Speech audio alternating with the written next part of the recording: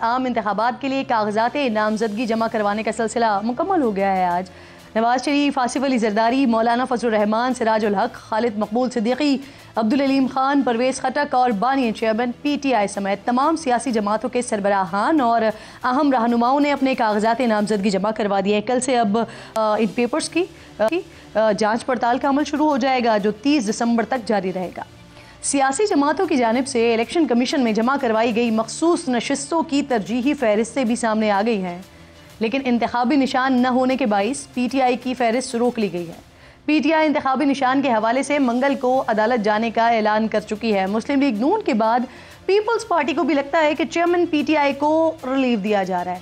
अब ये कैसा रिलीव है कि बानी चेयरमैन जेल में है, रहनुमाओं का कुछ अता पता नहीं है और इंतखाबी निशान बचा नहीं है। दूसरी तरफ नाज़रीन, PTI से जन्म लेने वाली PTI पार्लियामेंटेरियंस इस सूरत हाल को किस तरह से देख रही है। खैबर पख्तूनख्वा में कितने हलकों से उनके मैदान में हैं। खान को वज़ीर आज़म बनाने के दावेदार परवेज़ खटक साहब क्या अपनी पार्टी को जीत दिला सकेंगे? इन्हीं तमाम मौज़ूआत पर बात करने के लिए मेरे इंतहाई मोअज़्ज़ज़ मेहमान मौजूद हैं। सरबराह PTI पार्लियामेंटेरियंस परवेज़ खटक साहब मुझे ज्वाइन करें। अस्सलाम वालेकुम खटक साहब। वालेकुम सलाम। खटक साहब, सबसे पहले तो सर कागजात नामजदगी जमा करवाने का वक्त ख़त्म हो गया। खैबर पख्तूनख्वा में कौमी असम्बली के 45 हल्के, सूबाई के 115 हल्के हैं। PTI कितने हल्कों पर उम्मीदवार मैदान में उतार रही है? और सर क्या किसी पार्टी से सीट एडजस्टमेंट का इम्कान है या बातचीत चल रही है? खटक साहब, इस वक्त तो तकरीबन समझे कि हम 60-70% हल्कों में हमारे लोग आ गए और कुछ हमारे ऐसे दोस्त हैं जो आज़ाद लड़ रहे हैं और इंशाल्लाह वो जीतेंगे, वो भी हमारे साथ आएंगे। तो अब और भी लोग हमारे पास आ रहे हैं इंशाल्लाह। मुझे उम्मीद है कि 80% हल्कों पे हमारे लोग खड़े होंगे। सर पंजाब और सिंध वगैरह नहीं है इस वक्त, वहाँ से कोई उम्मीदवार नहीं आ रहा है पार्लियामेंटेरियंस का? देखिए, मेरे पास टाइम कम था, मेरी पार्टी को बने हुए 3 महीने हुए। मैंने पूरी तवज्जो खैबर पख्तूनख्वा पे दी है, क्योंकि फिर ना इधर का रहता ना उधर का। पार्टी तो सारे मुल्क की है। इंशाल्लाह इस इलेक्शन के बाद वक्त मिलेगा तो फिर हम पंजाब में मेरे दोस्त हैं, सिंध में है, बलूचिस्तान में है, इस पार्टी को आगे लेके जाऊँगा। लेकिन फ़िलहाल मेरी तवज्जो सूबा खैबर पख्तूनख्वा पर है। चाहिए आपने अपनी सारी की सारी तवज्जो जो है वो KPK में रखी हुई है। अच्छा सर, ये फरमाइए, मुल्क में इलेक्शन के लिए मैदान सज चुका है, उम्मीदवारों से कागजात नामजदगी छीनने के इल्ज़ामात लग रहे हैं। सर सियासी जमातें लेवल प्लेइंग फील्ड ना होने का शिकवा कर रही हैं। PTI इंतखाबी निशान से महरूम हो चुकी है। इस सारी सूरत हाल को PTI पार्लियामेंटेरियंस किस तरह से देख रही है? और अगर इलेक्शंस ऐसे होते हैं सर तो क्या साख होगी इलेक्शन की? देखिए, मेरे सूबे खैबर पख्तूनख्वा में किसी से कागज़ नहीं छीने गए, किसी को नहीं रोका गया, सब ने कागज़ दाखिल किए हैं। और अगर उनसे पार्टी का निशान किसी ने छीना नहीं है, कोई गुंडागर्दी का निशान छीन लो, ये तो उनके अपने करतूत है। इलेक्शन सही नहीं करा, इलेक्शन कमीशन ने फैसला दिया, अब सुप्रीम कोर्ट फैसला करेगा। तो ये छीना नहीं, गलत बात है, छीना नहीं गया। आपने इलेक्शन कराने होता है। मैंने पार्टी बनाई, पूरी फॉर्मेलिटी पूरी की, मुझे ख़ुद 2 महीने लगे उसको रजिस्टर करने में, कोर कमेटी बनाने में, ओहदे देने में। अब उसका कानून है कि उसके बाद साल के अंदर इलेक्शन कराने हैं, वो भी कराएंगे। तो अगर आप प्रोसेस को नहीं चलाते हैं, अपने पार्टी में जमहूरियत नहीं ला सकते हैं, तो क्या उम्मीद रखते हैं कि मुल्क पर आप जमहूरियत लाएँगे? हमारी तहरीक इंसाफ में एक ही दफ़ा इलेक्शन हुआ है 2011 में, जिसमें मैंने हिस्सा लिया। हम प्रोसेस से निकले। हमने विलेज काउंसिल में वोट, हर गांव में वोट बनाए, फिर विलेज काउंसिल इलेक्शन हुए, तहसील, ज़िला, सूबा, रीजन, फेडरल, सारे इलेक्शन, और हमें 6 महीने का प्रोसेस लगा। और उसी इलेक्शन में मैं सेक्रेटरी जनरल पाकिस्तान PTI बना अपने मेहनत। तो जब इमरान खान कहता है कि हमने इसको इंस्टीट्यूशन बनाना है, उसके बाद कहाँ गई वो इलेक्शन? जाली इलेक्शन, लोगों को जमा करके कागज़ भर के, और ना मीटिंग हुई ना कुछ। जितने PTI में उसके बाद इलेक्शन हुए जाली थे। तो आखिर पकड़ा ही जाना था, चोर पकड़ा जाता है, कब तक चोरी करेगा? परवेज़ साहब, आप कहते हैं कि बल्ले के निशान के बाद पाकिस्तान तहरीक इंसाफ का नाम और निशान ख़त्म हो जाएगा। कैसे होगा सर? मैंने तो नहीं कहा कि नाम निशान ख़त्म हो जाए। मैंने कहा है कि जो इलेक्शन कमीशन ने फैसला किया वो सोच समझ के किया, कानून के मुताबिक किया। क्योंकि इलेक्शन आपके सामने था, फ्रॉड इलेक्शन था, कहाँ नॉमिनेशन। हमें तो ये भी नहीं पता उनके वोटर कौन थे, वोट किसने देना था। कोर कमेटी तो थी नहीं, को जो कोर कमेटी लोग, अक्सरियत लोग तो पार्टी छोड़ गए।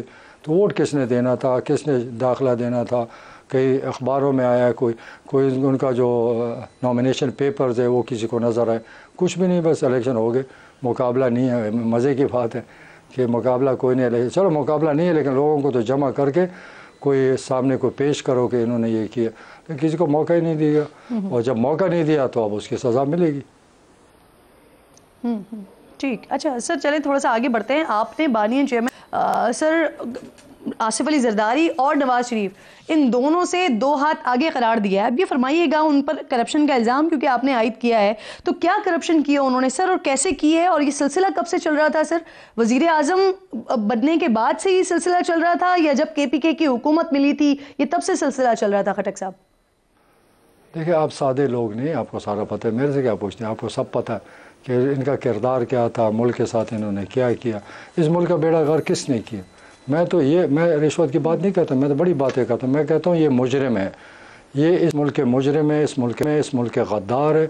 इन्होंने पाकिस्तान से धोखा किया। अच्छा भला मुल्क था, कर्ज़े कोई नहीं थे, कर्ज़े चढ़ा दिए। अब कर्ज़ा उतारने के लिए फिर कर्ज़ा, और फिर सूद देने के लिए कर्ज़ा, और फिर कर्ज़ों के शराइत, महंगाई इनकी वजह से, बेरोज़गारी इनकी वजह से, सारी ज़िंदगी तो ये हुकूमत चलाते रहे। यहाँ कोई अंग्रेज़ या हिंदू तो नहीं आए थे, ये मुजरिम है ना। इनसे पूछा जाए कि ये मुल्क क्यों आगे नहीं गया, सारी दुनिया आगे निकल गई। अफ़गानिस्तान जैसे मुल्क, पहले 1 रुपए में 300-400 अफ़गानी मिलते थे, अब 4 रुपए का 4 रुपए पर 1 अफ़गानी है, क्योंकि उन पर कर्ज़ा कोई नहीं। यहाँ पर बांग्लादेश जैसे मुल्क हमसे आगे चला गया क्योंकि कर्ज़ा कोई नहीं। ये रशिया, ये जितने ममालिक है, इंडोनेशिया है, मलेशिया है, कोरिया है, ये सब हमसे पीछे थे। हम उनका अल्लाह ताला नहीं जिनसे सवाल करना है, इन मुजरिमों में इमरान खान भी शामिल हैं खटक साहब? बिल्कुल बिल्कुल, वो भी मुजरिम है, क्योंकि उसी डगर पे वो चला। मैं 4 साल उनके साथ रहा, मैं इसलिए आया था, मैं वजारत छोड़ कर आया था। 5 साल मैंने मेहनत की, इस सूबे को आगे लेकर गया, मेरे रिफॉर्म्स पर इलेक्शन कैंपेन की। फिर मैं पूछता रहा कि आप पंजाब में पुलिस ठीक करो, एजुकेशन ठीक करो, हेल्थ ठीक करो, पटवार खाने ठीक करो, रिश्वत पे हाथ डालो। वो नहीं कर सकते, इस्लामाबाद में मिसाल बना दो। कोई काम नहीं किया इस मुल्क ने। पाकिस्तान में क्या मिला 4 साल में? तो मैंने नहीं देखा कि इकॉनमी बेहतरी हो, तो मैं मान जाऊँगा। कोई यहाँ पर डॉलर आना शुरू हो गए, जैसे कहते हैं बारिशों की, डॉलर की बारिश होगी, कहाँ गया हमारा डॉलर ही गायब हो गया। यहाँ कहते थे कि रोज़गार के लिए पाकिस्तान में लोग रोज़गार लेने आते, अब तो लाखों लोग बाहर जा रहे।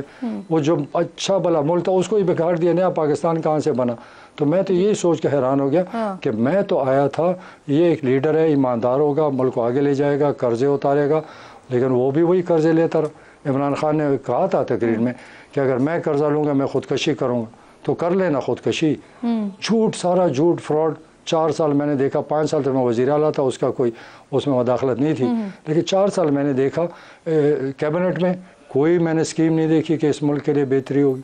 इस सूबे के पैसे रोक दिए, इस हमारे सूबे को कोई प्रोजेक्ट नहीं दिया। पठानों को बेवकूफ़ समझता है, हमारे पैसे रोके। कोई ऐसा प्रोजेक्ट कोई बता दे 4 साल में वफाक ने सूबे में किया। हमारे तो अपने पैसे रोक दिए, नेट हाइडल के पैसे रोके गए। मैं लड़ता रहा हूँ पैसे। ठीक, खटक साहब, ये आप आ गए जब मरकज में PTI की हुकूमत थी और KPK में भी PTI की हुकूमत थी। लेकिन मैं जरा आपको वापस लेके जाना चाह रही हूँ उस वक्त जब KPK में आप उस वक्त वजीर आला थे, मिसाली सूबा आपने बनाया, सिस्टम को बेहतरीन किया, जिसकी बुनियाद पर फिर अगेन पाकिस्तान तहरीक इंसाफ ने मैदान मारा KPK में और अगेन हुकूमत बनाई। तो सर, जब आपने इतने ज़बरदस्त वहाँ पे काम किए, मिसाली काम किए, वहाँ पर इमरान खान ने आपको नहीं रोका, तो पंजाब में कैसे रोक रहे थे? नहीं, मुझे वो रोक ही नहीं सकता था। मेरी तो अपनी सोच है, मेरा अपना विजन है। इमरान खान मुझे कैसे रोक सकता था? कई चीज़ें वो नहीं, जैसे BRT है, कहते ना बनाओ। मैंने कहा मेरे सूबे की आज BRT दुनिया में टॉप 3 में आ गई, टिकटिंग नंबर 1 आ गई, और सबसे ज़्यादा ट्रैवलिंग जो है इस वक्त 3 लाख से ज़्यादा एवरेज रोज़ सफ़र करते हैं पंजाब। यानी सर, जिसे इमरान खान साहब जंगला कहा करते थे, वो खान साहब नहीं बनाना चाह रहे थे, लेकिन क्योंकि आपने उनको कन्विंस किया या आपने उनको कहा कि मेरे सूबे की ज़रूरत है, इसलिए BRT बना। नहीं, वो तो इनकारी थे। मुझे तो उन्होंने कहा मत बनाओ। मैंने उनको कहा चलें पेशावर चलते हैं, प्रेस कॉन्फ्रेंस करते हैं कि आपने वादा किया, मैंने भी किया, दोनों चलते हैं पेशावर और कहेंगे कि हम आइंदा पेशावर नहीं आएंगे। उस वक्त उठ के चला गया। मैंने BRT बनाई। फिर जब बन गई, इफ्तिताह कर रहा था, तो आपको अगर वो क्लिप याद हो तो उसमें ख़ुद कहा कि परवेज़ खट्टर ठीक था और मैं गलत। हमेशा कोई काम जब उससे हो जाती थी मुझे कहते यार तुम ठीक कहते थे। उसकी अपनी सोच ही नहीं है। वो लोगों के उसके कान बड़े कच्चे हैं, लोगों को इस्तेमाल करता है अपने मकसद के लिए। आजकल वकीलों को इस्तेमाल कर रहा है, लोगों को नज़र नहीं आ रहा। आजकल वकीलों का इस्तेमाल कर रहे हो, जब वक्त आएगा तो वकीलों की हैसियत कोई नहीं होगी। वो हर एक को बारी बारी इस्तेमाल किया, किसी पे एतमाद नहीं करता, उसका कोई दोस्त नहीं है, वो किसी का हमदर्द नहीं है, वो सिर्फ डिक्टेटर बनना चाहता है इस मुल्क में। खटक साहब, आपने कहा कि आपको नहीं रोक सकते थे खान साहब, आपका एक अपना विजन है, आपका एक अपना तरीका है काम करने का, तो फिर सर उसके बाद जब केपी में पीटीआई की हुकूमत आई, महमूद खान साहब वजीर आला बने, तो क्या उनको खान साहब रोकते थे काम करने से? यकीनन बड़ी रुकावट थी, क्योंकि उस वक्त आज़म खान यहाँ पर चीफ सेक्रेटरी था मेरा आखिरी 10 महीने, लेकिन मैंने बाईपास किया, मैंने अपने काम निकाले। वहाँ पर तो इमरान खान तो हुकूमत नहीं चला रहा था, मैं वहाँ था, वहाँ तो आज़म खान सब कुछ करता था। सारे अफसर आईजी से लेकर चीफ सेक्रेटरी, सेक्रेटरीज, पंजाब के, केपी के, आज़ाद कश्मीर के, गिलगित के, सब वो लगाता था। मैंने खान को कहा, मैंने कहा जी आपकी तो रेट ही ख़त्म है। कहते कैसे? मैंने कहा जी आपको तो कोई देखता नहीं, सब तो आज़म खान की तरफ देखते हैं। तो कहते क्या करूं? मैंने कहा खुद लगाओ उसको, कहो काम करो, नहीं करोगे तो मैं तुम्हारे से हिसाब करूंगा, इतनी सी बात है। लेकिन उसको ये परवाह नहीं है, वो असल में उसने लोगों को बेवकूफ़ बना दिया, हिप्नोटाइज़ कर दिया झूठ से। हमें वो कहता था कि ज़्यादा पॉइंट्स ना लिया करो तकरीरों में, चंद 5-6 पॉइंट रखो, उसी पर हैमर करो, लोगों के दिमाग में डालो, वो झूठ भी है ना वो सच हो जाता है। कोई डिनाई करे, अपने कैबिनेट के मेंबर से पूछे, सबको ये कहता था कि लोगों के दिमाग में चीज़ें हैमर करो, लगे रहो, तो झूठ भी सच हो जाता है। वही इसने क्या, झूठ को सच बना दिया। लोग समझते हैं कि इमरान खान हमारा निजात दहिंदा है। मैं कहता हूँ इमरान खान इस मुल्क की तबाही है। उसने अब हमारी फ़ौज के ख़िलाफ़ इनकलाब शुरू किया, तो फ़ौज के ख़िलाफ़ इनकलाब लाना हमें हिंदुस्तान की ग़ुलामी देना चाहता है। फ़ौज जिस दिन कमज़ोर हो जाए, दहशतगर्दी बढ़ेगी, अफ़गानिस्तान हमें खा जाएगा। हमें नहीं बताया गया कि जिस दिन गिरफ़्तार होगा तो आप फ़ौज पे हमले कर दो। हाँ, जितने सीनियर लीडर्स हैं, उसने अलग एक टीम बनाई थी कि जब मैं गिरफ़्तार होंगे तो फ़ौज पे हमला। हमारे तो सियासी लोग हैं, हमें कहते हैं कि वज़ीर आज़म हाउस के सामने एहतजाज करो, चीफ मिनिस्टर हाउस के सामने करो, गवर्नर हाउस के सामने जाओ। ये कौन सा जो सारी बातें आप कर रहे हैं ना, जो बातें आप कर रहे हैं ना सर, ये सारी बातें इमरान खान साहब भी किया करते थे, लेकिन उस वक्त किया करते थे जब वो हुकूमत में होते थे। जैसे ही वो हुकूमत से निकाले गए, उसके बाद वो इदारों के खिलाफ हो गए, और उसके बाद जो उन्होंने किया वो बातें सारा पाकिस्तान जानता है, ज़बान ज़द आम है। अच्छा, ये जो आज़म खान साहब का तस्करा आपने किया, आपने कहा कि आप उन्हें बाईपास किया करते थे, तो सर फिर आज़म खान ऑब्वियसली विफाक में चले गए, तो क्या वहां पर फिर आपको रेकमेंड किया गया? किस चीज़ के लिए? आपने रेकमेंड किया था आज़म खान साहब को विफाक में? नहीं, मैंने नहीं रिकमेंड किया था, वो इमरान खान का चाहता था। मेरे साथ खुद धोखा किया इमरान खान ने, मेरे साथ कमिटमेंट की। जब मुझे वज़ीर आला नहीं बना रहा था तो मैंने 2-3 शर्तें रखी। तो मैंने उनको कहा कि मैं इंटीरियर मिनिस्टर बनाओगे, ठीक है, मैं MPA खुश हूँ। मेरे साथ उठ के 2 दफ़ा हैंड शेक किया कि मेरा वादा, लीडर का वादा इस तरह होता है कि तुम हैंड शेक करो, वादे से फिर जाओ। फिर मुझे कहते तुम्हें सदर पाकिस्तान बनाता हूँ। मैंने कहा सूबे से तो निकाल दिया, तुम्हारा मकसद है कि मैं सियासत से, मैं ये ख्वाब, तो ये अल्फाज थे कि ये ख्वाब नहीं पूरा होगा आपका। फिर उसके बाद कभी क्या, फिर एंड में कहते हैं डिफेंस मिनिस्टर बन जाओ। तो मैंने उस वक्त, चूँकि मैं सियासी आदमी, मैं मौके की तलाश में था कि मेरे साथ बहुत ज़्यादती हुई।